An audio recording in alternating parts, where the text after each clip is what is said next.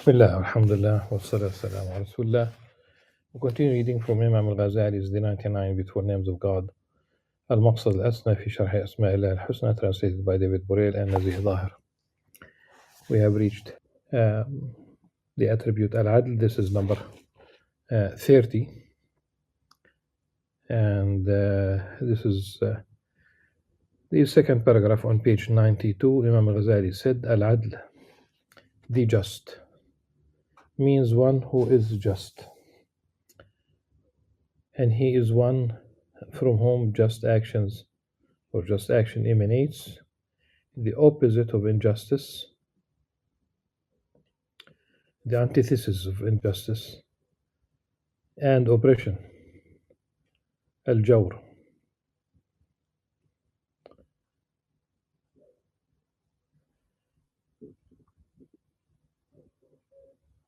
One cannot know one who is just without knowing his justice, and one cannot know his justice without knowing his action.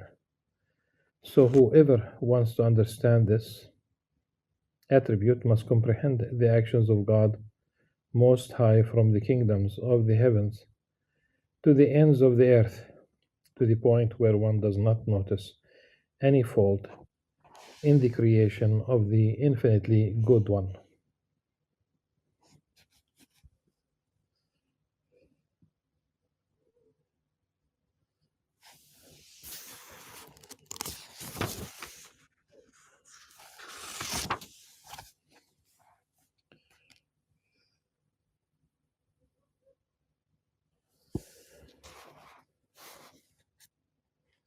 And turns again and sees no rifts in it, yet turns one more time only to have his sight become weak and dulled.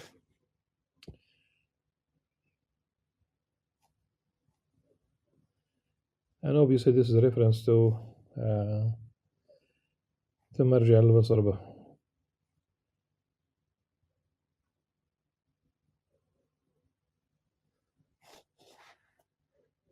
هل ترى من فطور؟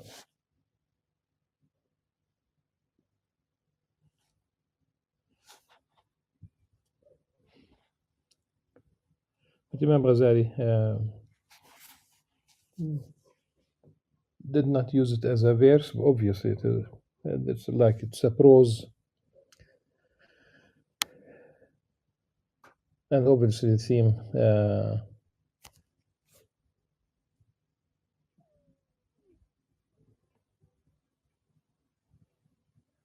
that one will not find any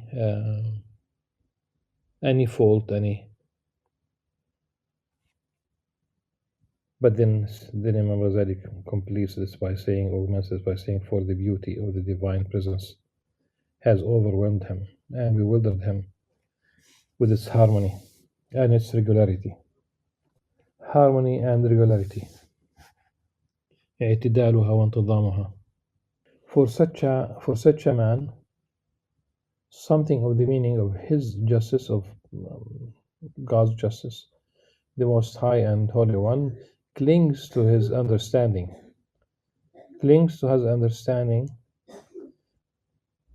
One should pay attention that one had we started with what Imam Ghazali said about justice in Ihya Ulumuddin, then it would provide an excellent background. And Imam Ghazali says that injustice is to cause harm, to really to appropriate, to take away the property of someone else, cause harm, take away all these things. But this is impossible when we talk about Allah subhanahu wa ta'ala, because no one else really in the true sense owns anything. Everything in the universe is his.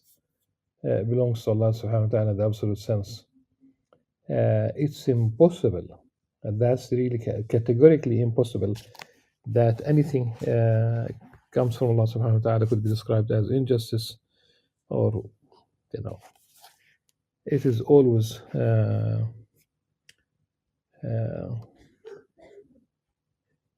and also the something that goes beyond al-adl, because if the end result will be only adl, absolute justice, then there is no room for mercy for the sinners and who are really in need of divine mercy, God's mercy, the gifts from Allah subhanahu wa ta'ala. And this is where the Sunnites in general differ with the Mu'tazila. Because for the Mu'tazila, it has to be, if God promised punishment, then from their perspective that God has to punish, etc. This is not really the case with the Sunnites, and I said in general because really we don't have Mu'tazila anymore as a school of thought, as followers, but it does exist as a historical school, and it's an interesting, and I mean their writings are very interesting.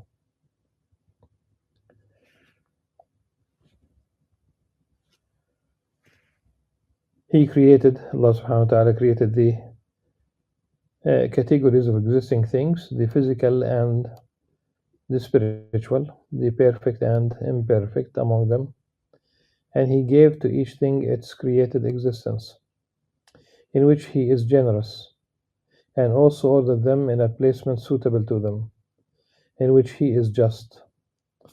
Among the large bodies of the universe are the earth, water, air, the heavens and the stars.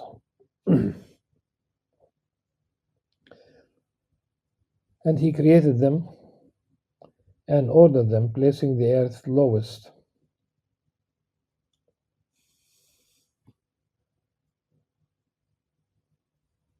Lowest of all, putting water above it and air above the water, and the heavens above the air. And if this arrangement were to be reversed, the order would be untenable. An explanation expounding the merit in justice of this order and arrangement would probably be difficult for many to understand. So it has come down to a popular level and consider man in his body. It is composed of diverse members, as the universe is composed of diverse bodies.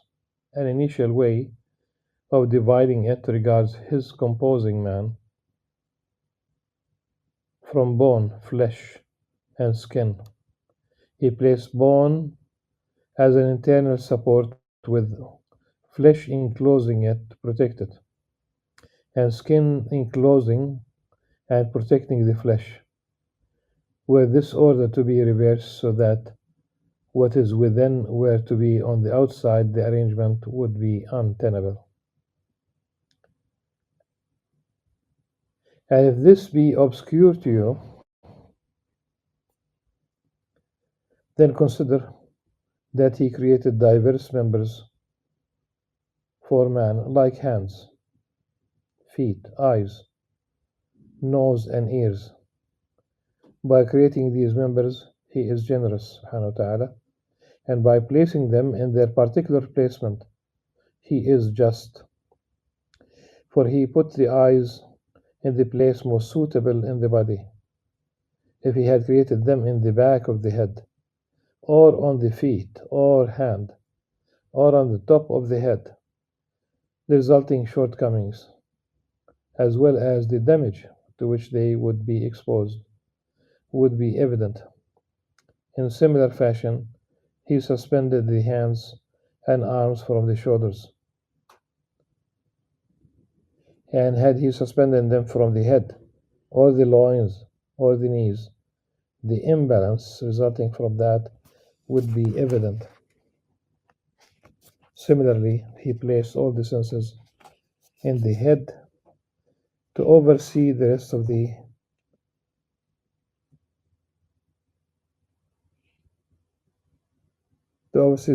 body, since they are there to reconnoiter, to reconnoiter.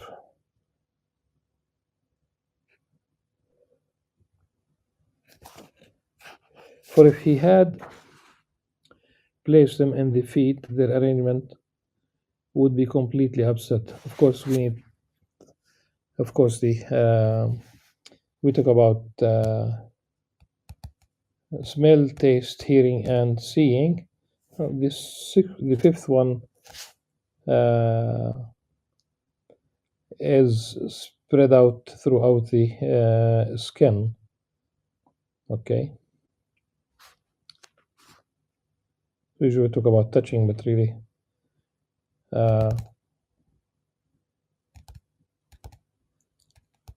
the finger tips have obviously more nerves compared to the elbow, but still, one can feel things with the skin. The heel is not the most suitable for feeling, but still, it does. Hot objects, sharp objects.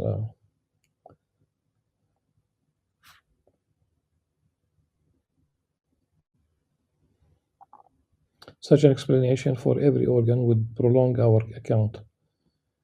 So, what you should know, in short, is that nothing has been created except in the placement intended for it.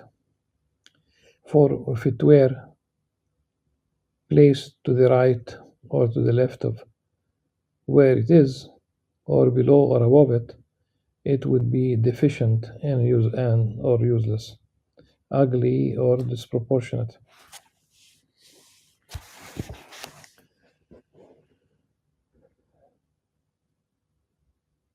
And repugnant in appearance.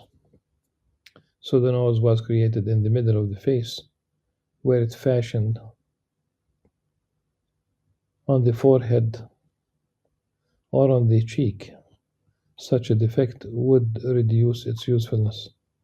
Perhaps your understanding has been enhanced enough to perceive the wisdom of this. Just also imagine those who speak about evolution. Earth, obviously, which is with an IQ equaling 0, it's inanimate, could bring forth all this beauty, all this adl, all this justice, all this organization, all these functions.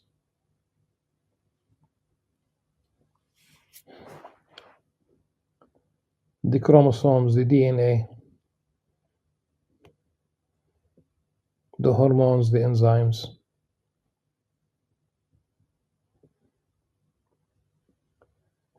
So I just think that, and the human being who has the capacity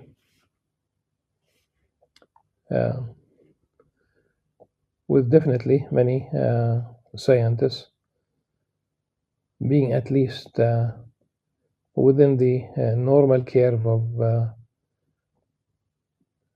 the bell curve, somewhere, or even higher. Some of them are geniuses. Nevertheless, since the advancement of the theory of evolution until today, and of course until the day of judgment, they will not be able to create one living cell. You should also know that he did not create the sun in the fourth heaven, that is in the middle of the seven heavens, in jest. Rather, he created it aright, placing it in a position suitable for it alone, so that it could achieve its purpose. Yet perhaps you might fail to perceive the wisdom in it, because you have reflected but little on the kingdoms of the heavens and earth and their wonders. Were you to contemplate them, the wonder you would see there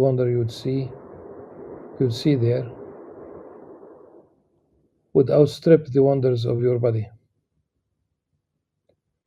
And how could it not be so, when the creation of the heavens and the earth is greater than the creation of people?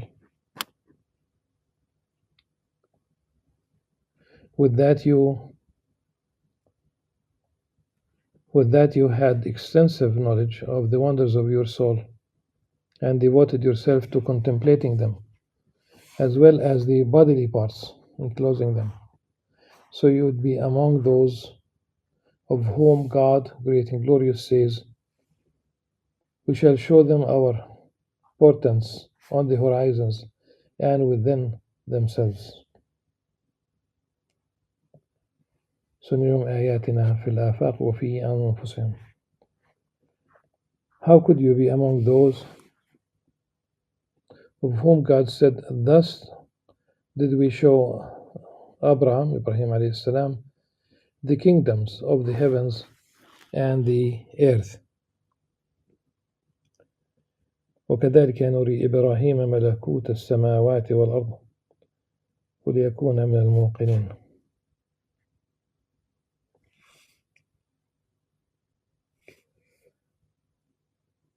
Can the gates of heaven be opened to one preoccupied with concerns of the world and enslaved to greed and passion?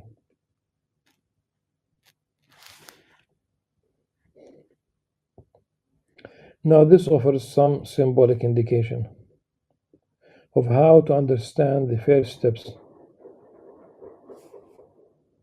along the way to knowing this one name, for its explanation would acquire volumes, as with the explanation of the meaning of every one of these names. For nouns derived from verbs will not be understood without first understanding the actions, and everything in existence comes from the actions of God Most High.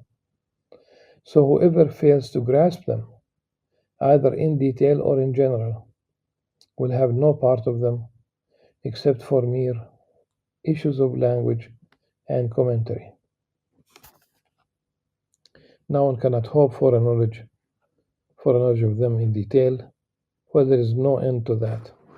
Yet man does have a way to a general knowledge of them, and his share in the knowledge of the names is proportional to the extent of his general knowledge of actions, and that involves the gamut of all forms of knowledge. The aim of a book such as this, however, can only be to offer pointers as keys to finding how the whole might be joined together.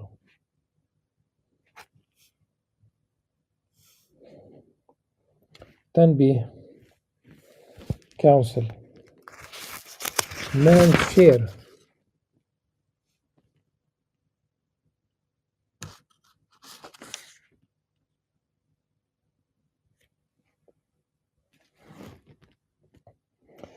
share in justice is well known. First, there is the justice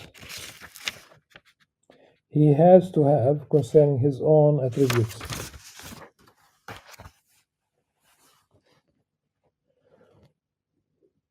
and that consists in putting passion and anger under the guidance of reason and religion.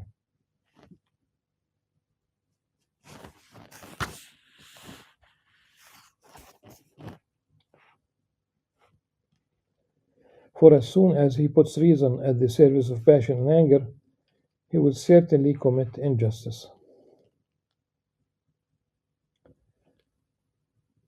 This is the sum total of justice in oneself.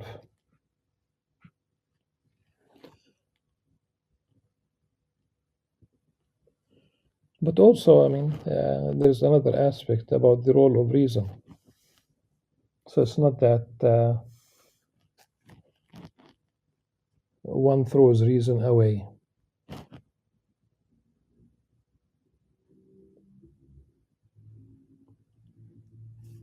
Al-Aql.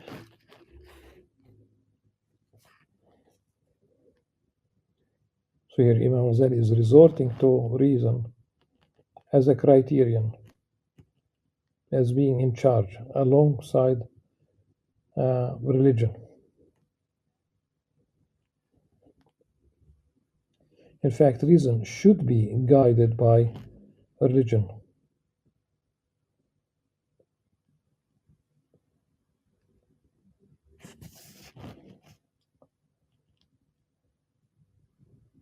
This is the sum total of justice in oneself, and its particular implications consist in observing all of the parameters of the law.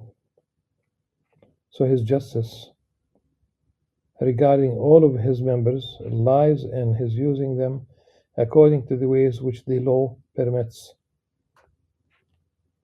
It's not selective, it's not eclectic, it's not according to a personally developed taste.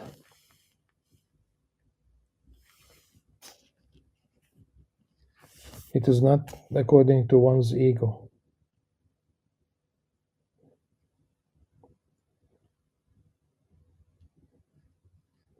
Again, this is the sum total of justice in oneself, and its particular implication consists in observing all of the parameters of the law. So his justice regarding all of his members lies in his using them according to the ways which the law permits. Moreover, his duties in justice towards his family and relatives, or if he is a sovereign, concerning his subjects, are well known. Now one may think that injustice is to cause harm, and that justice consists in bestowing benefits on people. But this is not the case.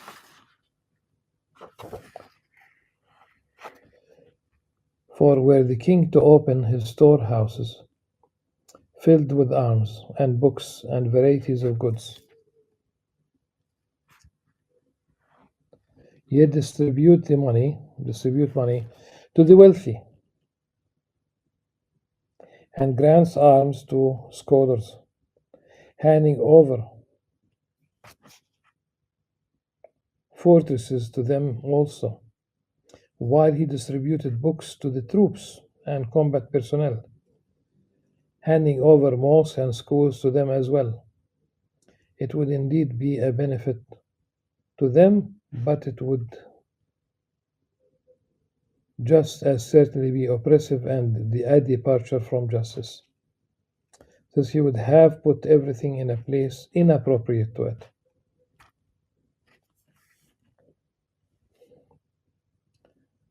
But were he to harm the sick by making the drinking of medicines, bleeding or cupping compulsory,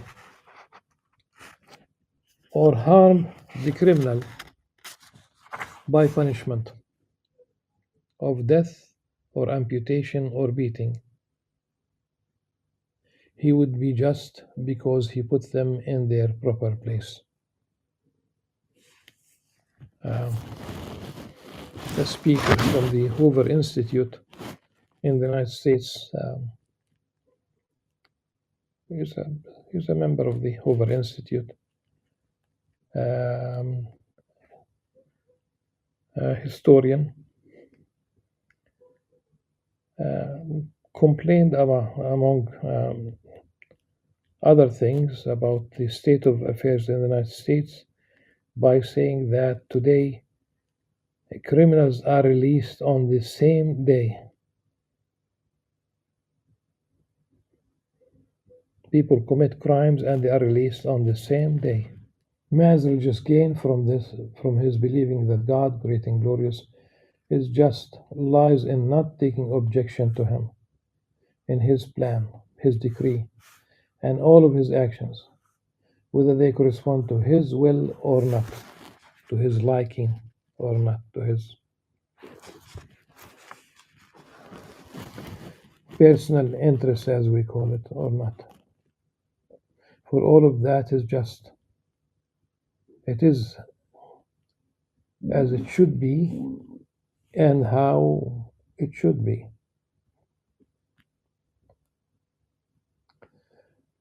Were he not to do that, what he did, what Allah subhanahu wa ta'ala did, something else would have happened, which would be much more harmful than what did happen.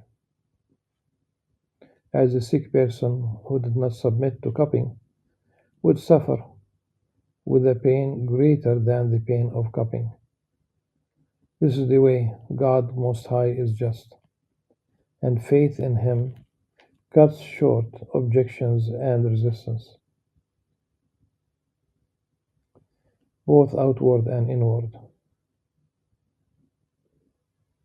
The perfection of faith consists in not cursing fate.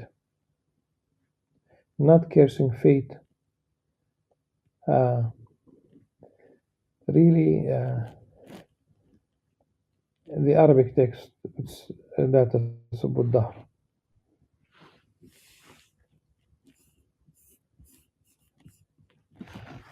And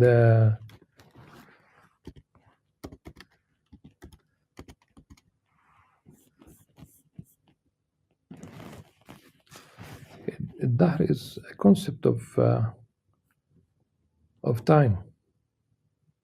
Okay, because effectively, I think, because the hadith which was narrated by Imam Muslim from the narration of Abu Hurairah رضي الله عنه, لا تسبوا الدهر فإن الله هو الدهر. Do not curse time, because God is الدهر. It doesn't mean that God is time really, but it means that God created time, created the context, created the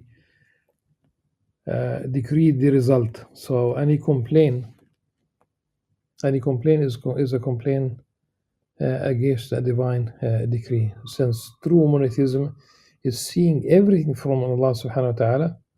And effectively, if you are complaining about anything, you're complaining about Allah subhanahu wa ta'ala. A young man kept complaining about his work. An excellent job, if you will. At least it's a good job. It is a job, okay?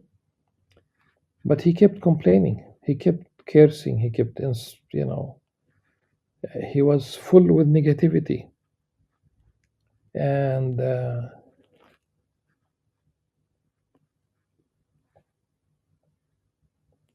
ultimately, the job was taken away from him. He did make a mistake in work, but in general, God knows what he did or did not do. But the idea is, I could only see it coming because of his reaction towards the job. And people in general, they complain. They complain about the weather when it's hot in the summer, though we need it for the wheat,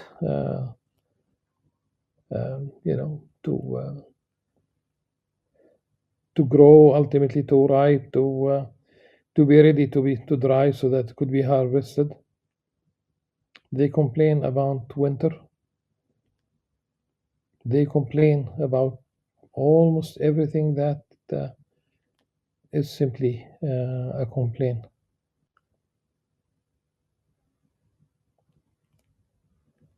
There is no half glass full of it's being full with negativity. That's the whole thing.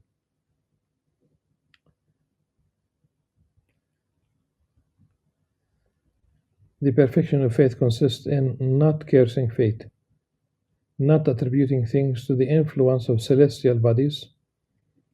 All those who talk about the horoscope and nonsense. Yeah,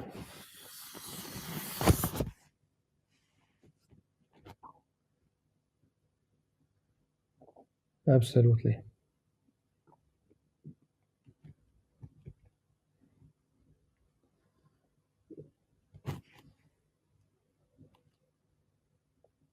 And not taking objection to him, as is customary to do, not taking objection to Allah subhanahu wa ta'ala, but rather in knowing that all of this takes place by causes subservient to him, to Allah subhanahu wa ta'ala, themselves ordered and directed to their effects in the best order and direction, according to the highest standpoint of justice and benevolence.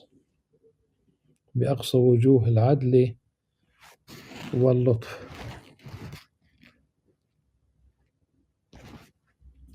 And the very last sentence paves the way for the next attribute, Al-Latif. That's number 31, page 96, and that will be the subject of the next session, inshallah.